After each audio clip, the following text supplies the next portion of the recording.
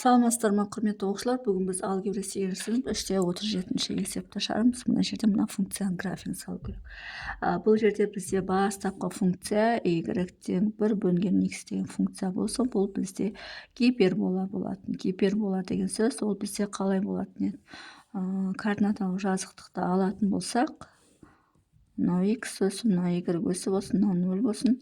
Гипербола деген сөз 1 бөлінген x, міне осылай орналасатын еді. Гипербола деген міне осылай орналасатын еді. Функцияның графигі. Y-тен 1 бөлінген x деген функцияның графигі міне осылай орналасатын еді. Яғни гиперболамыз, бастапқы гипербола осылай болады. Енді 1 бөлінген x минус 3 деген функция қалай болады деп сұрап тұр бізде. Ол үшін бізде мына формуланы білуіміз қажет. Y-тен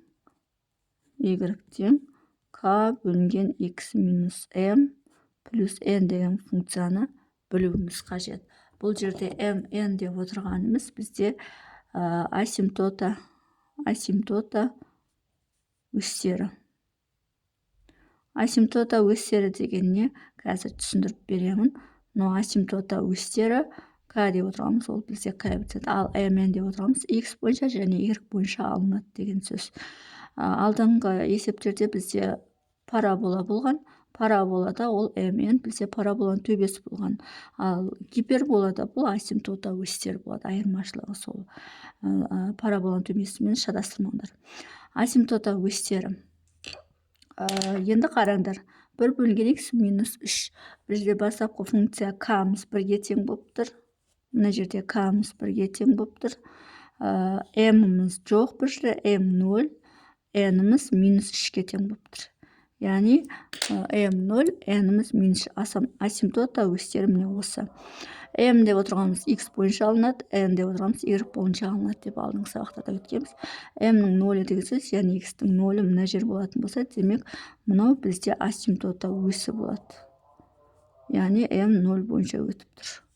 Ал n-міз минус 3 болса, демек y-тің минус 3-і 1, 2, 3, минус 3 өші де болатын болса, минус 3-ше асимптота өсі. Так. Ой, мен y-тің сап қойыппын негіз. Мына y-тің асимптота өсі. Мына x-тің асимптота өсі 0 болған кезде. Сонда асимптота өсі деген сөз бастапқы координаталық жазықтығымен өшер болатын болса, онда асимптота өсі бастап координаталық жазықтан төмен қарай жылжып кетті деген сөз. Ал төмен қарай жылжып десе, демек бастапқы функция гиперболамыз осыған келеді. Бастапқы координаталық жазықтыққа ешқандай қатысы жоқ. Яғни асимптота өсі қалай жылжыса, график солай жылжиды. Демек, мынау бізде 1 бөлінген x минус 3 деген сөз. Қазір мен терезені жабайын. Мен жақта сыртта соседтер кішкене ремонт бастап кетті.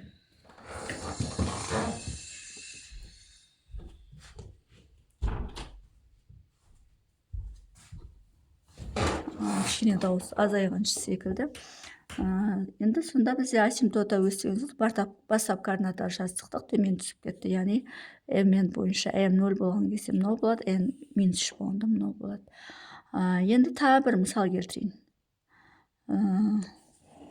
Біріншісінің графигі сонда 1 бөлінген x минус 3 деген сөз бастапқы жаңағы гиперболамыз 3 бірлік төмен түсті деген сөз. Енді екінші есепті шығарайық. Екінші есепте қалай болады? Y-тен 1 бөлінген x минус 1 дейді.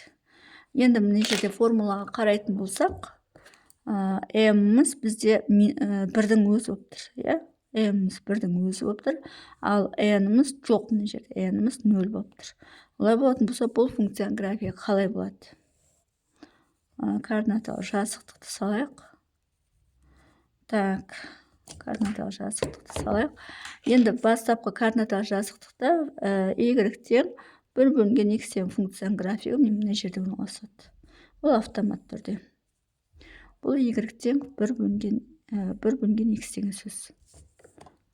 Ал енді осы 1 бөлінген x егер мыналай болатын болса, қалай өзгереді деп біз сұрап тұр ғой бізден. m-міз 1 дейді, демек x-міз 1. x-іміз 1 мына жер болатын болса, онда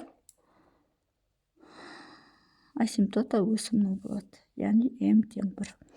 Ал n-іміз 0-ге тең. Демек, y-іміз 0 болып тұр. Демек, оның өсі тура осы жерде орналасып тұр. N-іміз 0. Сонда бізде бастапқы координаталы жазықтық бір-бірлік оңға жылжып тұр x өсі бойынша. Енді осылай жылжып тұрса, демек, мына бастапқы гиперболамыз бір-бірлік оңға жылжып деген сөз. Бастапқы осы жерде тұратын болса, енді координаталы жазықтық мына жаққа көшіп кетті деген сөз, қызылға.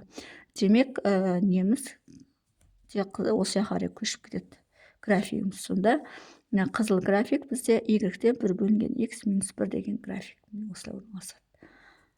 Енді кішкене түсінікті болған секілді, бастап координаталы жазықтықта 1 бөлінген x осылай орналасатын болса, ал 1 бөлінген x минус 1 бір-бірлік оңға жылжыды. Яғни тек қана бұл x өсі бойынша жылжып отыр. Ана бірінші есепте y өсі бойынша төмен жылжыды график, ал екінші есепте m болғанда бір-бірлік оңға жылжыды.